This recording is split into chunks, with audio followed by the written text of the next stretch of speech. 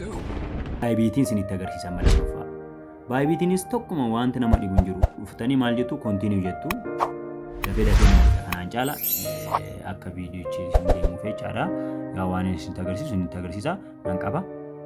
Amma wantoota sadii gaafate baayibiitiin immoo UID gaafate, adreesii gaafate, meemoo gaafate. Isinitti agarsiisa rakkoon qabu. Close godheetan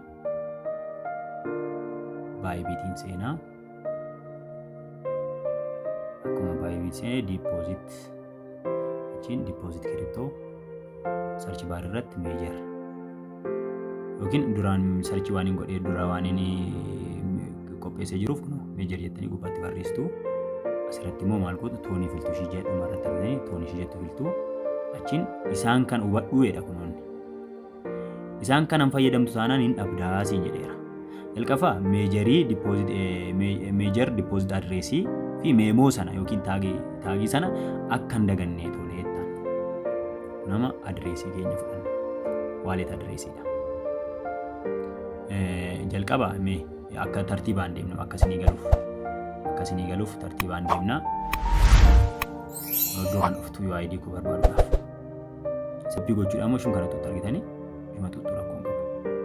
Koppii ta'eera tartiibaanii achiin peestiin godhaa. Achiin major deposit address naa jedhamee jire tole rakkoon qabu. Shanaan dhufa duubatti deebi'een deposit address isheetu achiin deposit crypto isheetu achiin major achiin toon achiin okay achiin wallet address koppii ta'eera achiin paste asitti achiin meemoo koo irra deebi'een meemoo kun taagii shanaan irra deebi'een koppii ta'eera achiin paste galee paste achiin maal godhu dhumarratti send isinii galeera. Tarii gaaffii yoo qabaattan wantoota gaaffii isinii ta'u yoo jiraatan gaafachuu ni dandeessu. Hiriyoota keessaniif share godhaa.